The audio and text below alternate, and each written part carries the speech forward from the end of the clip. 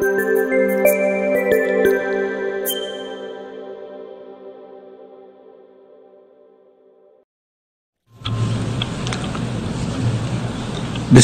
रहमानिर Rahim.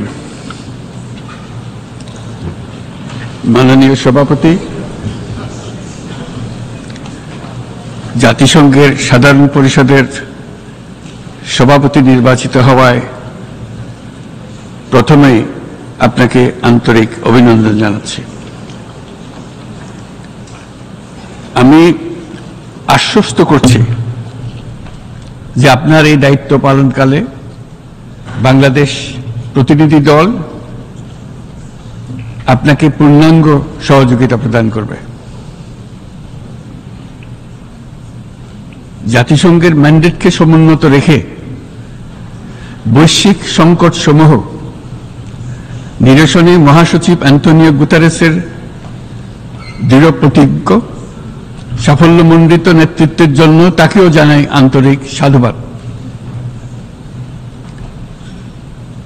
Summit of the future আয়োজনে আমি মহাসচিবের দূরদর্শী ভূমিকার বিশেষ প্রশংসা করছি। সম্মেলনে যে pact for the future and declaration on future generations সর্বসম্মতভাবে গৃহীত হয়েছে, তা এজেন্ডা 2030 পরবর্তী বৈশ্বিক উন্নয়ন কর্মপন্থা নির্ধারণে বিশেষ সহায়ক হবে বলে আমি মনে করি। বাংলাদেশ বিশ্বাস করে যে এই সম্মেলনের অর্জন বৈশ্বিক সমৃদ্ধি অর্জনের জন্য আমাদের সবার অভিপ্রায় ও সহযোগিতা কাঠামো প্রণয়নে দিক নির্দেশক হিসেবে কাজ করবে। এই জুলাই আগস্ট মাসে বাংলাদেশে যে যুগান্তকারী পরিবর্তন সংগঠিত হয়েছে তার প্রেক্ষিতেই আজ আমি বিশ্ব সম্প্রদায়ের এই মহান সংসদে উপস্থিত হতে পেরেছি। আমাদের গণমানুষের, বিশেষ করে তরুণ সমাজের অফুরন্ত শক্তি আমাদের বিদ্যমান রাষ্ট্র কাঠামো ও প্রাতিষ্ঠানিক আয়োজনগুলো আমূল রূপান্তরের এক নতুন সম্ভাবনার দ্বার উন্মোচন করেছে। আমাদের ছাত্র ও যুব সমাজের আন্দোলন প্রথম দিকে মূলত ছিল বৈষম্য বিরোধী আন্দোলন, পর্যায়ক্রমে তা গণ আন্দোলনের রূপ নিয়েছে। এরপর সারা পৃথিবী অবাক বিস্ময়ে দেখেছে কিভাবে সমগ্র বাংলাদেশের মানুষ একনায়কতন্ত্র, নিপীড়ন, বৈষম্য, অবিচার ও দুর্নীতির বিরুদ্ধে রাজপথ ও সামাজিক যোগাযোগের মাধ্যমে দৃঢ়ভাবে রুখে দাঁড়িয়েছিল।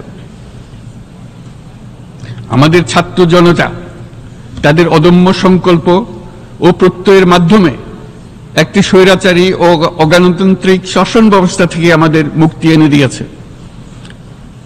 তাদের এই সংকল্পের মধ্যেই আমাদের দেশের ভবিষ্যৎ নিহিত।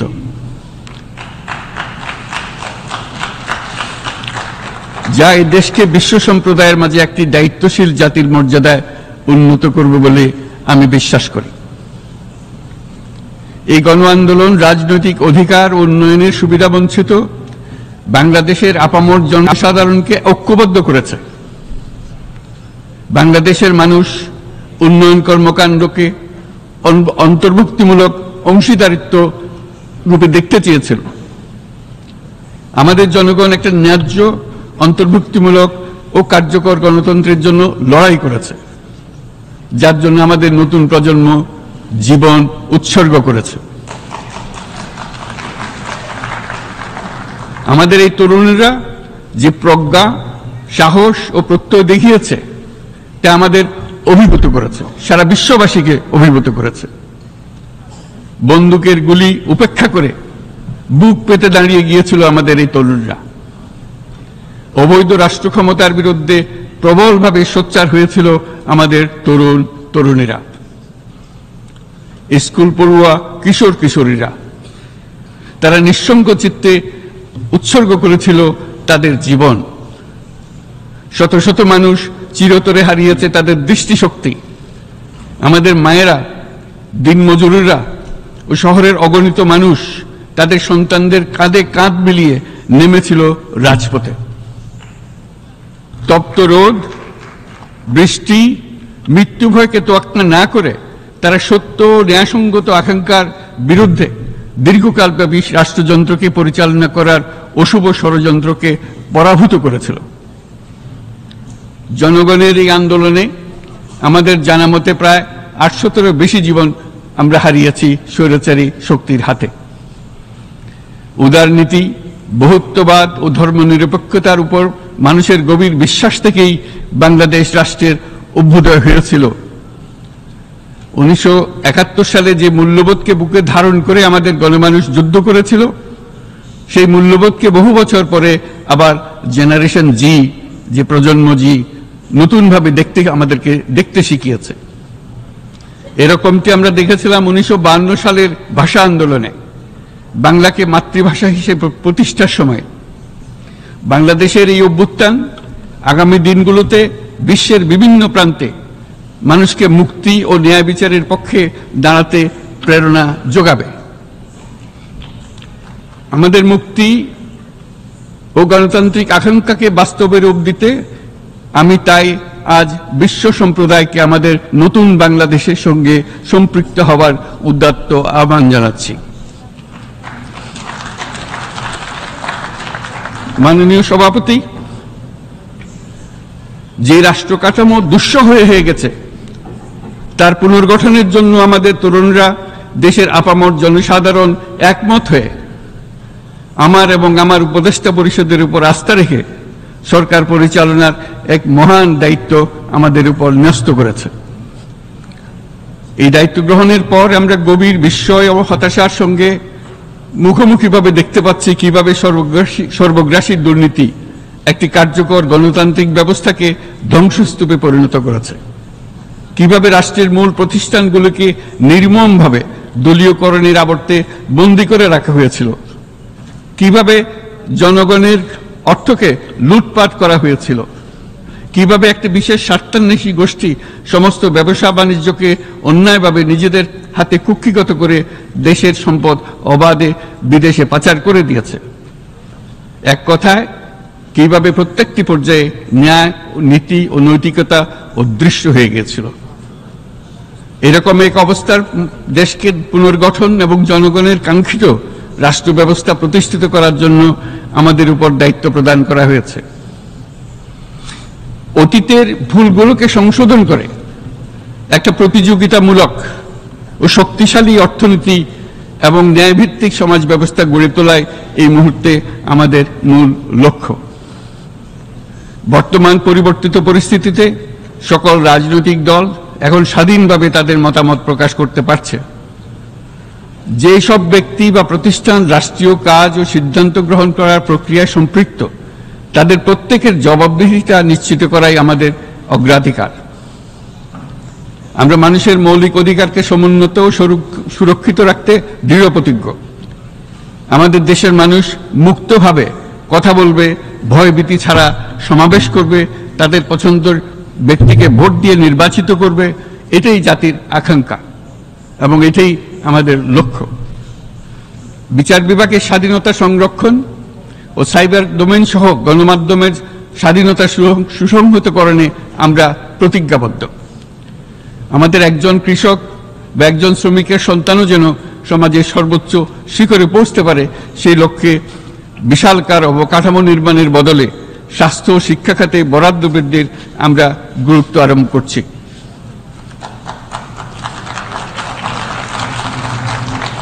রাষ্ট্র ব্যবস্থার সকল পর্যায়ে সুশাসন ফিরিয়ে আনাই আমাদের অভীষ্ট। বাংলাদেশে যেসব আন্তর্জাতিক, আঞ্চলিক এবং দ্বিপাক্ষিক চুক্তির পক্ষভুক্ত, সেগুলো প্রতিপালনে আমাদের সরকার বদ্ধপরিকর। জাতিসংঘ সহ বহুপাক্ষিক বিশ্ব কাঠামোতে বাংলাদেশের সক্রিয় অংশগ্রহণ ও অবদান অব্যাহত থাকবে। পারস্পরিক শ্রদ্ধাবোধ, মর্যাদা ও স্বার্থ রক্ষণের ভিত্তিতে বাংলাদেশ বিশ্বের সকল রাষ্ট্রের সাথে বন্ধুত্বপূর্ণ সম্পর্ক বজায় রাখবে। মাননীয় সভাপতি, গত 7 সপ্তাহের মধ্যে আমাদের সরকার বিভিন্ন গুরুত্বপূর্ণ পদক্ষেপ গ্রহণ করেছে। আমাদের অনুরোধে সাড়া দিয়ে জাতিসংঘের মানবাধিকার বিষয়ক হাই কমিশনার বাংলাদেশের গণ আন্দোলনকালে সংগঠিত মানবাধিকার লঙ্ঘনের বিষয়ে বিস্তৃত অনুসন্ধান এবং এইসব বিষয়ে ঘটনার পুনরাবৃত্তি রোধে পরামর্শ প্রদানের জন্য একটা ফ্যাক্ট ফাইন্ডিং কমিশন গঠন এবং তার কাজ শুরু করার জন্য দ্রুত বাংলাদেশে পাঠিয়ে দিয়েছে। আমি তাকে বাংলাদেশের পক্ষ থেকে অশেষ ধন্যবাদ জানাচ্ছি। দায়িত্বভার গ্রহণের 2 সপ্তাহের মধ্যে আমরা গুম প্রতিরোধে যে আন্তর্জাতিক কনভেনশন রয়েছে তাতে যোগদান করেছি।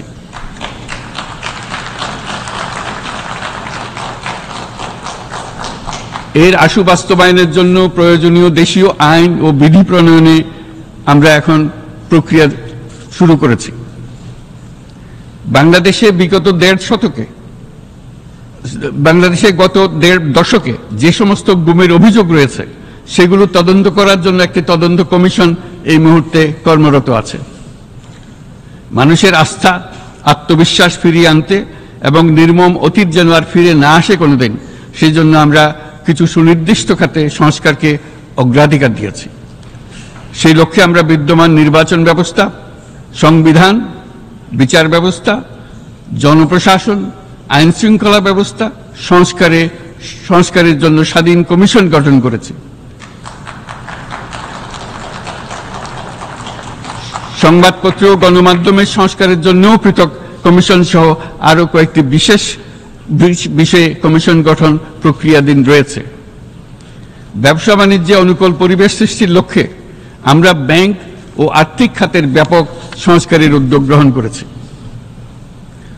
কোনো বিদেশি ব্যবসা বা বিনিয়োগ যেন ক্ষতিগ্রস্ত না হয় তা নিশ্চিত করতে আমরা বদ্ধপরিকর।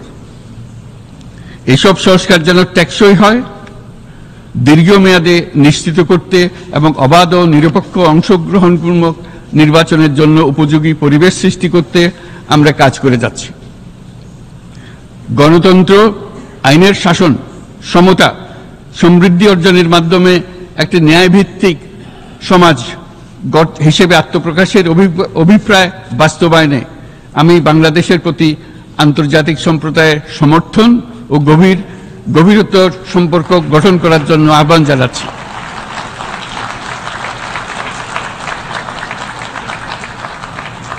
মাননীয় সভাপতি, বাংলাদেশ মনে করে যে শান্তি রক্ষা ও সংঘাত মোকাবেলা জনগণের সমৃদ্ধি নিশ্চিত করার মূল চালিকা শক্তি।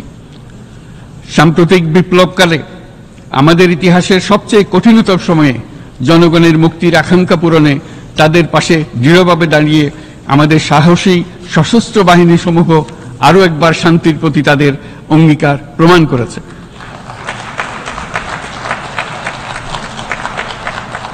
এটা সম্ভব হয়েছে শান্তি রক্ষায় আমাদের অঙ্গীকারের কেন্দ্রবিন্দুতে মানবাধিকারকে স্থান দেওয়ার ফলে। জাতিসংঘের পিস বিল্ডিং কমিশনের সূচনা লগ্ন থেকেই শান্তি রক্ষার মতো শান্তি বিনির্মাণেও বাংলাদেশ সমান অঙ্গীকার ব্যক্ত করে এসছে। আমাদের দিনগুলোতে আমরা জাতিসংঘের শান্তি রক্ষা কার্যক্রমে আমাদের মূল্যবোধ ভিত্তিক অবদানের ধারাবাহিকতা রক্ষা, সমুন্নত ও প্রসারিত করতে বদ্ধপরিকর। জাতিসংঘের শান্তি রক্ষা কার্যক্রমে অবদানকারী তৃতীয় বৃহত্তম রাষ্ট্র হিসেবে বাংলাদেশ এখন পর্যন্ত 43টি দেশে 63টি মিশনে শান্তিরক্ষী প্রেরণ করেছে।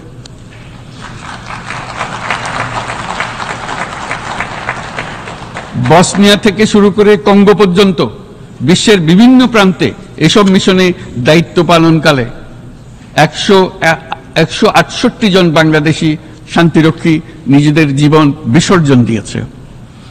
আমরা আশা করি যে কোনো অবস্থায় নানা প্রতিকূলতা সত্ত্বেও জাতিসংঘের ভবিষ্যৎ শান্তিরক্ষী কার্যক্রমগুলোতে বাংলাদেশের প্রতিরক্ষা বাহিনীর সদস্যরা একইভাবে অবদান রাখার সুযোগ পাবে।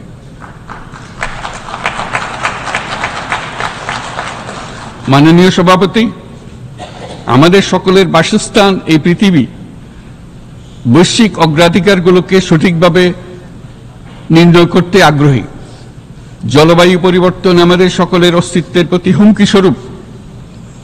এই গ্রীষ্মে সর্বকালের রেকর্ড ভঙ্গকারী তাপদাহ আমাদের জলবায়ুজনিত পরিবর্তনের কথা স্পষ্টভাবে স্মরণ করিয়ে দিয়েছে। আমাদের যা প্রয়োজন তা হলো জলবায়ু সম্পর্কিত ন্যায় বিচার, যাতে করে দায়িত্বজ্ঞানহীন সিদ্ধান্ত, উদাসীন আচরণ কিংবা এর মাধ্যমে সাধিত ক্ষতির বিষয়ে যারা সংশ্লিষ্ট তাদের দায়বদ্ধ করা যায়। জলবায়ু পরিবর্তনজনিত দীর্ঘমেয়াদী প্রভাবগুলো অপূরণীয় ক্ষতির কারণ হয়ে দাঁড়িয়েছে। আমরা জীব বৈচিত্র্য হারিয়ে ফেলছি, প্যাথোজেনের পরিবর্তনের ফলে নতুন রোগ বাড়ছে, কৃষিক্ষেত্রে চাপ বাড়ছে ক্রমাগতভাবে, পানি সম্পদ ঝুঁকিতে ফেলছে আমাদের বাসযোগ্যতাকে, সমুদ্র পৃষ্ঠের উচ্চতা বৃদ্ধি এবং লবণাক্ততা আমাদের ক্ষতি করছে প্রতিনিয়ত। ঘূর্ণিঝড়ের সংখ্যা ও মাত্রা বৃদ্ধির কারণে যে ক্ষতি হচ্ছে তাকে উপেক্ষা করার সুযোগ নেই। ক্ষুদ্র কৃষক, প্রান্তিক পর্যায়ে জীবিকা অন্বেষণকারীরা জলবায়ু পরিবর্তনজনিত ঝুঁকির মুখোমুখি হচ্ছে সবচেয়ে বেশি। আমি আজ এই বিশ্ব সভায় যখন কথা বলছি তখন বাংলাদেশের পূর্বাঞ্চলে 50 লাখেরও অধিক মানুষ তাদের জীবদ্দশায় হওয়া সবচেয়ে ভয়াবহ বন্যা মোকাবেলা করে যাচ্ছে। মহাসচিব গুতেরেস আমাদেরকে দেখিয়েছেন যে বিদ্যমান পরিক্রমা অব্যাহত থাকলে বিশ্বের গড় তাপমাত্রা 2.7 ডিগ্রি সেলসিয়াস বৃদ্ধির দিকে অগ্রসর হতে থাকবে। তাই বাংলাদেশের মতো জলবায়ু ঝুঁকিতে থাকা দেশগুলোতে অভিযোজনের জন্য ব্যাপক বিনিয়োগের আহ্বান জানাচ্ছি।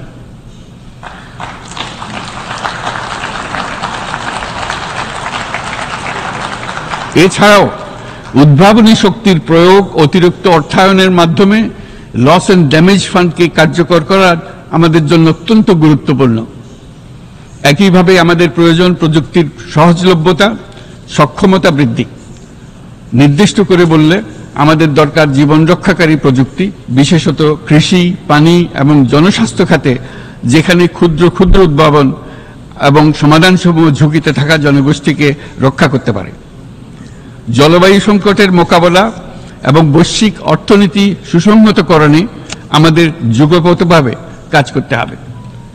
বিশ্ব সম্প্রদায় এখন কার্বন মুক্ত পৃথিবী গড়ে তুলতে মনোযোগী হচ্ছে। বিশ্বের অধিকাংশ মানুষকে এই ধরনের পরিবর্তনের সুফলভোগী করতে হলে নেট জিরো পৃথিবীর দিকে আমাদেরকে অগ্রসর হতে হবে।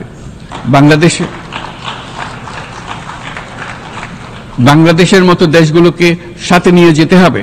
তা না হলে পারস্পরিক দায়িত্ববোধের মাধ্যমে পারস্পরিক সমৃদ্ধি অর্জনে আমাদের সার্বজনীন অঙ্গীকার পূরণে পিছিয়ে পড়ব আমরা।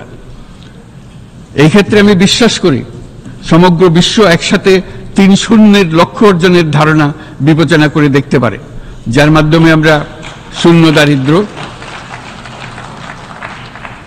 শূন্য বেকারত্ব এবং শূন্য নেট কার্বন নিঃসরণ অর্জন করতে পারি। যেখানে পৃথিবীর প্রতিটি তরুণ তরুণী চাকরি প্রার্থী না হয়ে বরং উদ্যোক্তা হিসেবে নিজেকে প্রতিষ্ঠিত করার সুযোগ পাবে। তারা যেন এই সম্পদের সীমাবদ্ধতা সত্ত্বেও নিজ নিজ সৃজনশীলতার বিকাশ করতে পারে, যেখানে একটি ব্যবসায়িক উদ্যোগ সামাজিক সুফল, অর্থনৈতিক মুনাফা এবং প্রকৃতির প্রতি দায়িত্বশীলতার মধ্যে একটি চমৎকার ভারসাম্য আনতে পারে, যেখানে সামাজিক ব্যবসার মাধ্যমে যে কোনো ব্যক্তি ভোগবাদী জীবনধারা থেকে উত্তরণ করে সামাজিক ও অর্থনৈতিক পরিবর্তনের সৃজনশীল শক্তি হিসেবে নিজেকে প্রতিষ্ঠিত করতে পারে।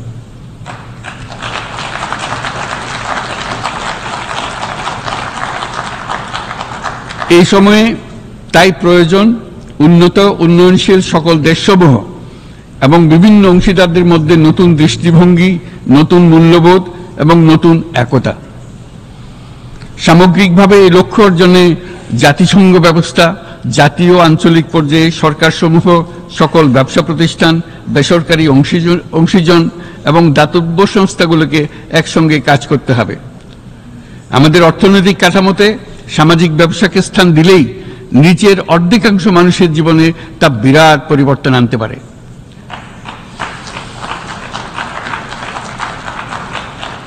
এই পদক্ষেপ একই সঙ্গে জলবায়ুর ধ্বংসাত্মক গতিকে সফলভাবে রোধ করতে পারে এবং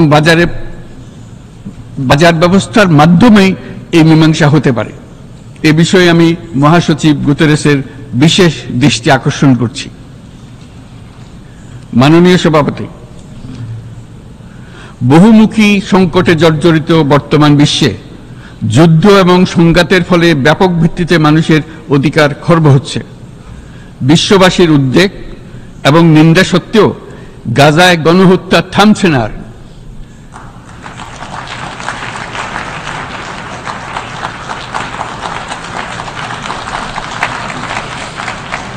ফিলিস্তিনের মতো বিদ্যমান বাস্তবতা কেবল আরব কিংবা মুসলমানদের জন্যই উদ্বেগজনক নয়, বরং তা সমগ্র মানব জাতির জন্যই উদ্বেগের বিষয়।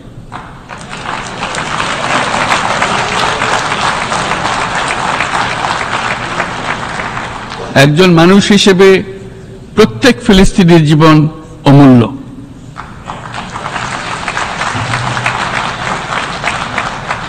ফিলিস্তিনের জনগণের বিরুদ্ধে যে মানবতা বিরোধী অপরাধ হচ্ছে তার জন্য সংশ্লিষ্ট সকলকে দায়বদ্ধ করতে হবে।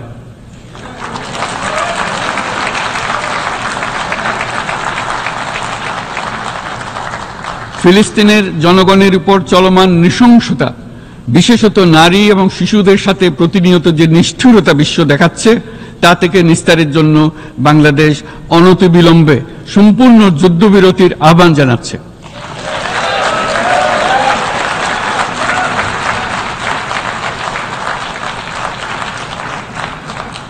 দ্বিরাষ্ট্রভিত্তিক সমাধানেই মধ্যপ্রাচ্যে টেকসই শান্তি আনতে পারবে।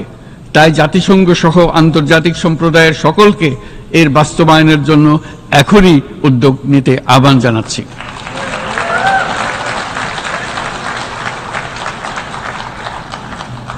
গত 2.5 বছর ধরে ইউক্রেনে চলমান যুদ্ধে বহু মানুষ প্রাণ হারিয়েছে। এই যুদ্ধের প্রভাব সর্বব্যাপী, এমনকি বাংলাদেশের অর্থনীতিতেও এর নেতিবাচক প্রভাব আমরা অনুভব করছি। আমরা তাই উভয় পক্ষকে সংলাপে বসে বিরোধ নিরসনের মাধ্যমে যুদ্ধের অবসান ঘটানোর আহ্বান জানাচ্ছি। মাননীয় সভাপতি, বাংলাদেশ গত 7 বছর যাবৎ মিয়ানমার হতে আগত 12 লাখেরও বেশি রোহিঙ্গাদের মানবিক কারণে আশ্রয় দিয়ে আসছে। এর ফলে আমরা বিরাট সামাজিক, অর্থনৈতিক, পরিবেশগত ক্ষতির সম্মুখীন হচ্ছি। মিয়ানমারের অভ্যন্তরীণ সমস্যা থেকে সৃষ্ট এই সংকট বাংলাদেশ ও আমাদের অঞ্চলের জন্য প্রথাগত ও অপ্রথাগত উভয় ধরনের নিরাপত্তা ঝুঁকির কারণ হয়ে দাঁড়িয়েছে। মিয়ানমার থেকে বাংলাদেশে বলপূর্বক বাস্তুচ্যুত রোহিঙ্গাদের সহায়তা করতে আমরা অঙ্গীকারবদ্ধ। আমরা রোহিঙ্গাদের জন্য মানবিক সহায়তা কার্যক্রম চালু রাখা এবং তাদের টেকসই প্রত্যাবর্তন নিশ্চিত করার উদ্দেশ্যে আন্তর্জাতিক সম্প্রদায়ের পর্যাপ্ত সহায়তা অব্যাহত রাখার আহ্বান জানাচ্ছি। রোহিঙ্গাদের সাথে সংগঠিত হওয়া ব্যাপক ভিত্তিক মানবাধিকার লঙ্ঘনের জন্য আন্তর্জাতিক বিচার আদালত এবং আন্তর্জাতিক অপরাধ আদালতে চলমান বিচার প্রক্রিয়ার মাধ্যমে ন্যায় বিচার নিশ্চিত করাও সমানভাবে গুরুত্বপূর্ণ। রোহিঙ্গারা যাতে নিজ দেশে স্বাধীন এবং মর্যাদাপূর্ণ জীবন যাপন করতে পারে, সেই লক্ষ্যে অনুকূল পরিবেশ তৈরিতে জাতিসংঘ অন্যান্য আন্তর্জাতিক প্রতিষ্ঠানের ধারাবাহিক প্রচেষ্টার প্রশংসা দাবিদার। এই লক্ষ্যে রোহিঙ্গারা যাতে পর্যাপ্ত নিরাপত্তা ও অধিকার নিশ্চিত করে তাদের নিজ ভূমি রাখাইনে ফিরে যেতে পারে, তার পথ সুগম করা অত্যন্ত দরকার। মিয়ানমারে প্রতিনিয়ত পরিবর্তনশীল অবস্থা বিবেচনা রেখে বাংলাদেশ আন্তর্জাতিক সম্প্রদায়ের সাথে একযোগে রোহিঙ্গাদের নিজ দেশে মর্যাদাপূর্ণ টেকসই প্রত্যাবর্তনের জন্য পরিবেশ সৃষ্টিতে কাজ করতে প্রস্তুত।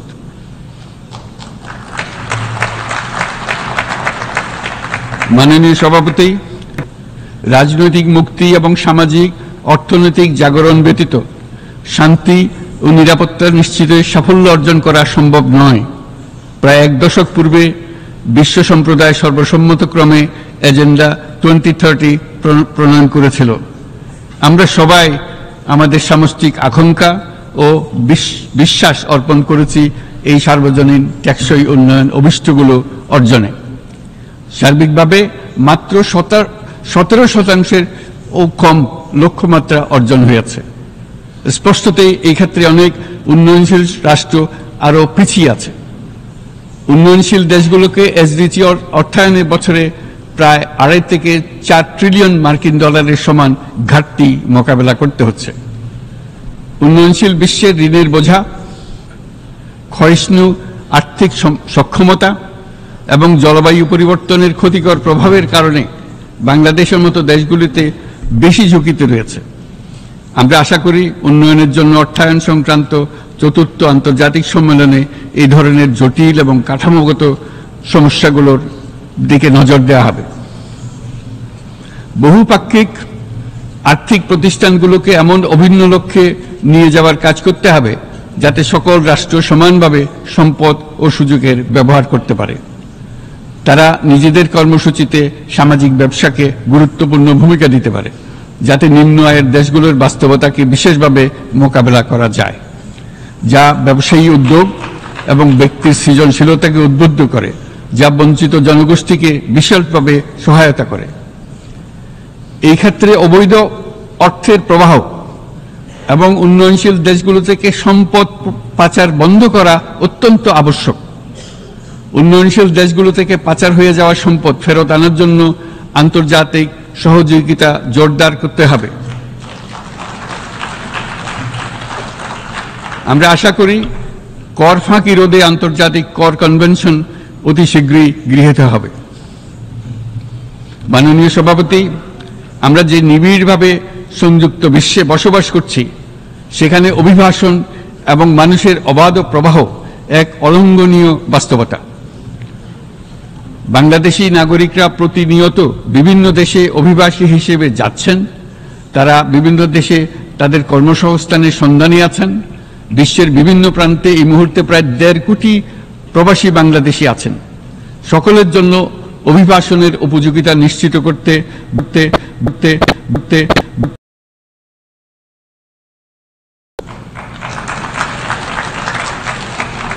আন্তর্জাতিক সম্প্রদায়কে অভিবাসীদের মানবাধিকার এবং তাদের প্রতি মানবিক আচরণ নিশ্চিত করতে হবে। অভিবাসনের উপর 2018 সালে যে গ্লোবাল কম্প্যাক্ট অন মাইগ্রেশন গৃহীত হয়েছে, তার পূর্ণ বাস্তবায়নে বাংলাদেশ প্রতিশ্রুতিবদ্ধ এবং একই সাথে অনিরাপদ অভিবাসন রোধেও আমরা বদ্ধপরিকর। মাননীয় সভাপতি, প্রতি বছর প্রায় 25 লক্ষ তরুণ তরুণী বাংলাদেশের শ্রমবাজারে যুক্ত হচ্ছেন। বাংলাদেশের বিপুল জনশক্তির প্রায় 2/3 তরুণ। এই জনশক্তিকে বর্তমান ও আগামীর জন্য গড়ে তোলা বাংলাদেশের জন্য একটা বড় চ্যালেঞ্জ। ক্রমপরিবর্তনশীল কর্মজগতে একজন তরুণকে প্রতিনিয়ত নতুন দক্ষতা অর্জন করতে হয়। এই কর্মপরিবেশের সাথে মানিয়ে নেওয়া শিখতে হয়। এই জন্য বাংলাদেশ যখন মধ্যম আয়ের দেশ হিসেবে উন্নতি হচ্ছে, তখন আমরা শিক্ষা এবং প্রযুক্তিগত সহায়তা লাভের উপর বিশেষ জোর দিচ্ছি। এবার কৃত্রিম বুদ্ধিমত্তার বিষয়ে আসি। কৃত্রিম বুদ্ধিমত্তার অভাবনীয় বিকাশ এবং এর বহুমাত্রিক প্রয়োগে বাংলাদেশ বিশেষভাবে আগ্রহী। আমাদের তরুণ সমাজ জেনারেটিভ আর্টিফিশিয়াল ইন্টেলিজেন্সের সম্ভাবনা নিয়ে উচ্ছ্বসিত। একজন বিশ্ব নাগরিক হিসেবে তারাও চায় নতুন পৃথিবীতে নিয়োজিত হতে, কর্মক্ষম হিসেবে নিজেকে গড়ে তুলতে। বাংলাদেশের মতো বৃহৎ তরুণ জনগোষ্ঠীর দেশ যাতে কৃত্রিম বুদ্ধিমত্তার প্রয়োগজনিত অর্জিত সুফল থেকে পিছিয়ে না পড়ে, বিশ্ব সম্প্রদায়কে তা নিশ্চিত করতে হবে। একই সঙ্গে নিশ্চিত করতে হবে যেন কৃত্রিম বুদ্ধিমত্তার কারণে কর্মক্ষেত্রে মানুষের চাহিদা ক্রমাগতভাবে সংকুচিত হয়ে না যায়। এই প্রসঙ্গে আমি উল্লেখ করি যে আমরা ভিন্ন একটা ইন্টেলিজেন্স, অটোনোমাস ইন্টেলিজেন্স, অর্থাৎ যে কৃত্রিম বুদ্ধিমত্তা নিজেই নিজের কৃত্রিম বুদ্ধিমত্তাকে সম্প্রসারিত করতে পারে মানুষের কোনো হস্তক্ষেপ ছাড়াই, তার ব্যাপারে আমরা বৈজ্ঞানিকদের দৃষ্টি আকর্ষণ করতে চাই। তারা যেন এই ক্ষেত্রে অগ্রসর হওয়ার আগে মানুষের উপরের প্রভাব সম্বন্ধে নিশ্চিত হয়ে অগ্রসর হন। আমাদের ধারণা অটোনোমাস ইন্টেলিজেন্স মানুষের অস্তিত্বকে বিপন্ন করে তুলতে পারে, কাজে এই ব্যাপারে আমাদের সম্পূর্ণ সজাগ থাকতে হবে। মাননীয় সভাপতি, আমাদের আসলে দরকার নতুন ধরনের সহযোগিতা কাঠামো, যেখানে বৈশ্বিক ব্যবসা ও জ্ঞানের অধিকারী গোষ্ঠী মানুষের চাহিদাগুলোকে যথাযথভাবে অনুধাবন করবে। আন্তর্জাতিক সহযোগিতার মাধ্যমে উন্নয়নশীল দেশগুলোর জন্য এমন একটি রূপান্তরকারী ব্যবস্থা তৈরি করতে হবে যা কর্মসংস্থান, আর্থসামাজিক প্রতিকূলতা বা জীবিকার জন্য যুৎসই সমাধান নিশ্চিত করবে। মাননীয় সভাপতি, আমাদের প্রচেষ্টা, সক্ষমতা এবং সম্পদ একত্রীকরণের মাধ্যমে সকলের সামর্থ্য, উদ্ভাবনী শক্তি এবং সমৃদ্ধিকে কাজে লাগাতে হবে। আর্থসামাজিক উন্নয়ন এবং জলবায়ু সহনশীলতা নিয়ে আমরা প্রতিনিয়ত যে প্রতিকূলতার সম্মুখীন হচ্ছি, সম্মিলিত উদ্যোগের মাধ্যমে তার মোকাবেলা করতে হবে। বৈশ্বিক দক্ষিণের দেশগুলোকে অনন্য অর্থনৈতিক এবং সামাজিক প্রেক্ষাপটে দক্ষিণ দক্ষিণ এবং ত্রিভুজীয় সহযোগিতা এই ক্ষেত্রে বিশেষভাবে সহায়ক হতে পারে বলে আমি মনে করি। বৈশ্বিক দক্ষিণের আওয়াজকে বিশ্বব্যাপী জোরালোভাবে তুলে ধরার জন্য প্রয়োজন সম্মিলিত উদ্যোগ। সেজন্য বৈশ্বিক এজেন্ডা প্রণয়ন ও বাস্তবায়ন নিশ্চিত করতে বৈশ্বিক দক্ষিণের দেশগুলোর মতামতকে যথাযথ গুরুত্বের সাথে বিবেচনা করতে হবে। জনাব সভাপতি, কোভিড অতিমারির অভিজ্ঞতায় আমরা দেখেছি জনস্বাস্থ্যে ব্যাপক বিনিয়োগ কতটা গুরুত্বপূর্ণ হতে পারে। বিশ্ব স্বাস্থ্য সংস্থায় বৈশ্বিক অতিমারি চুক্তির চলমান আলোচনায় বাংলাদেশ নেতৃত্ব প্রদান করে চলেছে। আমরা চাই কার্যকর আন্তর্জাতিক সহযোগিতা, জনস্বাস্থ্য ব্যবস্থায় অর্থায়ন, প্রযুক্তি হস্তান্তর, গবেষণা ও উন্নয়ন, ভ্যাকসিন থেরাপিউটিক্সের উৎপাদন, বহুমুখীকরণ এবং সকল ভ্যাকসিনকে মেধাস্বত্ব অধিকার মুক্ত ঘোষণা করার ব্যাপারে ঐক্যমত্য গঠন।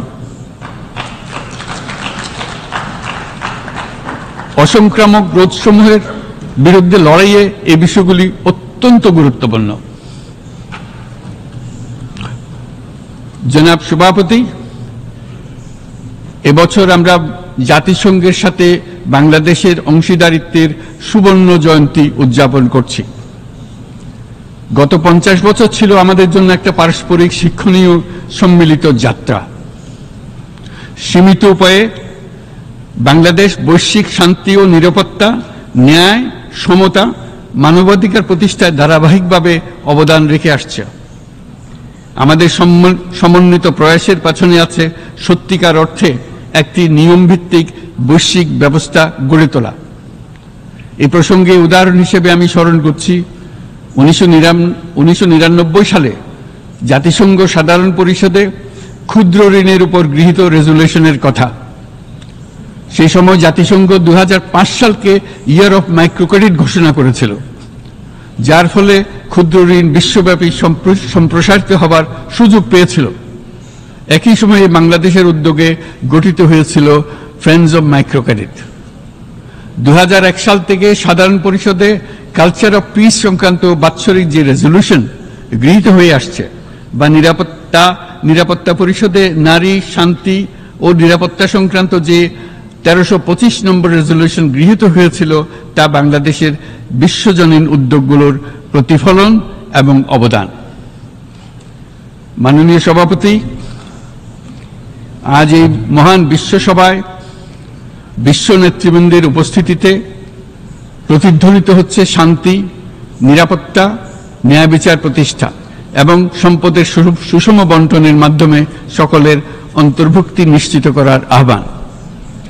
সদস্য রাষ্ট্র হিসেবে আমাদের প্রত্যেককে আজ গভীরভাবে অনুধাবন করতে হবে কিভাবে আমরা নারী, পুরুষ সকলের জন্য ও আগামীর দিনগুলোতে উদ্যোক্তা হবার সমান সুযোগ সৃষ্টি এবং তাদের ক্ষমতায়ন নিশ্চিত করতে পারি।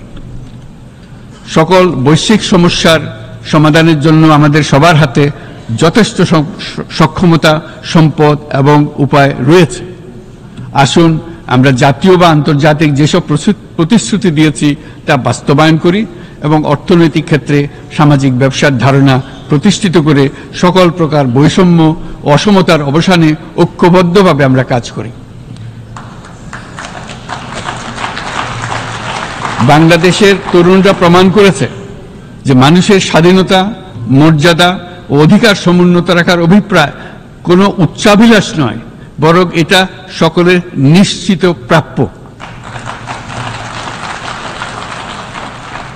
আজ এই মহান সমাবেশে আপনাদের উপস্থিতিতে শান্তি, সমৃদ্ধি ও ন্যায় বিচার নিশ্চিত করতে আন্তর্জাতিক, আঞ্চলিক এবং জাতীয় পর্যায়ে বাংলাদেশে তার ভূমিকাকে ক্রমাগতভাবে জোরদার করার নিশ্চয়তা দিচ্ছে।